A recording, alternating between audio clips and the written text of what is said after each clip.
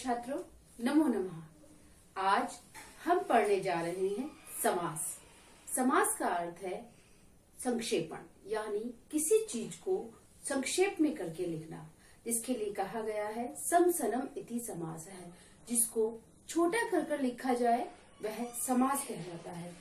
तो इसमें हम पढ़ेंगे तत्पुरुष समास, और तत्पुरुष समास में भी आपकी विभक्तियों में समास होते हैं। द्वितीय से लेकर सप्तमी विभक्ति तक तत्पुरुष समास के भेद होते हैं। तो आज हम पढ़ेंगे द्वितीय तत्पुरुष समास। जैसे कि आपने अभी समझा कि हम समास पढ़ेंगे तत्पुरुष समास। तत्पुरुष समास में हम पढ़ रहे हैं द्वितीय तत्पुरुष समास। तो द्वितीय तत्पुरुष समास में आपके ये शब्द हैं जो आपके सिलेबस में आए हैं: श्रित, अतित, पतित, गत, आपन और बुभुक्ष। ये आपके शब्द हैं जो कक्षा दशम के पाठ्यक्रम में द्वितीय तत्पुरुष समास में आते हैं।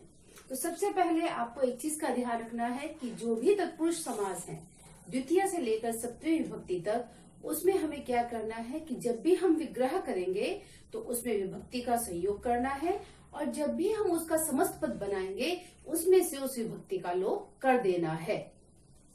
सबसे पहले हम शब्द लेते हैं श्रित। श्रित आपका शब्द है। आपके पास विग्रह किया हुआ शब्द आता है कृष्ण, कृष्णाश्रित। आपको जब इसका क्या करेंगे, विग्रह करेंगे, तो इसमें द्वितीय विभक्ति लगनी है। पहला जो शब्द है श्रित के कारण कृष्ण में द्वितीय विभक्ति लगनी है, तो शब्द बन जाएगा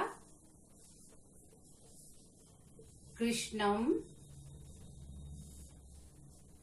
श्रित।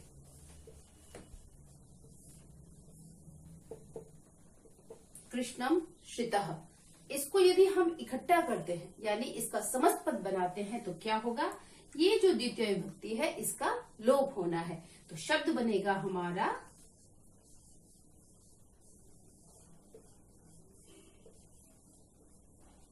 कृष्णाश्रित।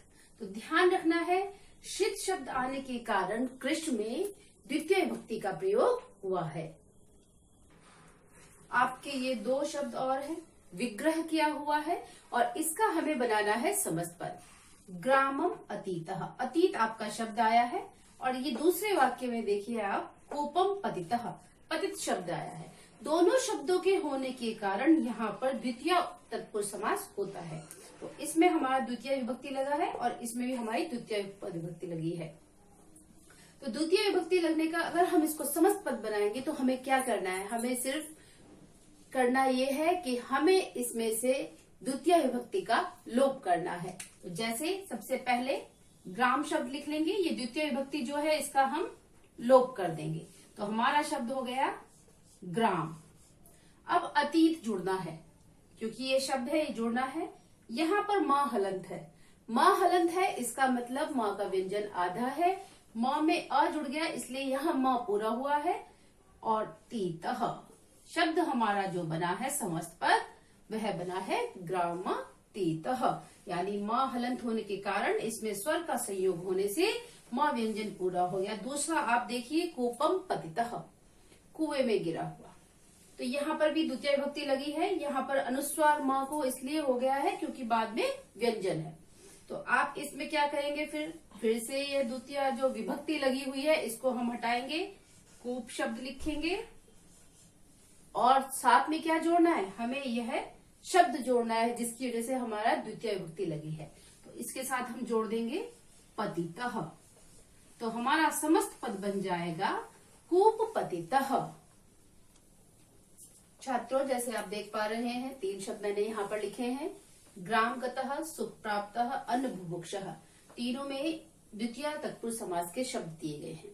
तो इनको हमने समस्त पद है, समस्त पद का विग्रह किस प्रकार से करना है, तो हमें कुछ नहीं करना है, हमें बस ध्यान रखना है कि जहां पर भी ये शब्द आएंगे, गतः, प्राप्तः, बुभुक्षः, श्रित, अतीत, पतित, इन शब्दों के आने पर हमें इससे पूर्व वाले शब्द में द्वितीय विभक्ति का प्रयोग करना है। तो जैसे आपका यह शब्द है ग्राम गतः, तो इसमें क्योंकि आप देख रहे हैं गतः शब्द आया है, तो जब हम इसका विग्रह करेंगे तो जो ग्राम शब्द है इसमें हम द्वितीय विभक्ति लगाएंगे, ग्रामम, और गतः शब्द अलग कर लेंगे।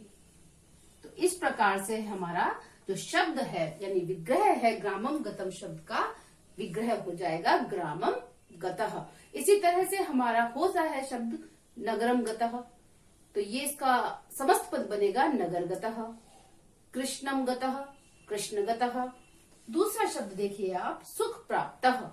सुख प्राप्तः जो शब्द है इसको हमने फिर विग्रह करना है, तो हमें क्या करना है, जो सुख शब्द है अकारांत है, तो इसमें हमें द्वितीय विभक्ति का प्रयोग करना है। शब्द बनेगा हमारा सुखम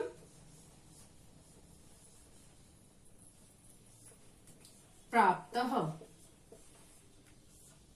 प्राप्तः शब्द आने के कारण सुख में द्वितीय विभक्ति का प्रयोग हुआ है। इसी तरह से हमारा तीसरा शब्द है अन्न बुभुक्षः, जो हमारा समस्त पद है इसका विग्रह करना है। बुभुक्ष शब्द होने के कारण अन्न में हमारा द्वितीय विभक्ति लगेगी, तो यहाँ पर होगा विग्रह जो होगा हमारा अन्नम बुभुक्षुः। तो बच्चों आपको सिर्फ यही ध्यान रखना है, जहां पर भी ये शब्द आएंगे और यदि हमें इसका विग्रह करना है तो हमें द्वितीय विभक्ति का प्रयोग करना है, और यदि हमें इस विग्रह का समस्त पद बनाना है तो हमें कुछ नहीं करना है। जो द्वितीय विभक्ति का हमने प्रयोग किया है हमने सिर्फ उस द्वितीय विभक्ति का लोप करना है। छात्रों, बच्चों की समस्या यह रहती है कि परीक्षा में इसका प्रश्न किस प्रकार से आएगा। तो परीक्षा में आपके प्रश्न के आने का प्रकार इस प्रकार से है। ऊपर आपका वाक्य दिया गया होगा और आपको ये 4 ऑप्शंस दिए गए होंगे। कष्टाश्रितम, ये आपका शब्द है, कृष्णम मत्वा। तो कष्टाश्रितम श्रित होने के कारण यहाँ पर क्या है, आपका ये समस्त पद है। अब इसका आपको विग्रह देखना है कि जो 4 आपके उदाहरण दिए गए हैं, इन 4 उदाहरण में से आपका विग्रह कौन सा सही है। श्रित जो है आपके, श्रित में द्वितीय विभक्ति लगी है। श्रित होने के कारण कष्ट में द्वितीय विभक्ति आनी है, लेकिन श्रित में द्वितीय विभक्ति क्यों है, श्रित में द्वितीय विभक्ति है कृष्ण के कारण।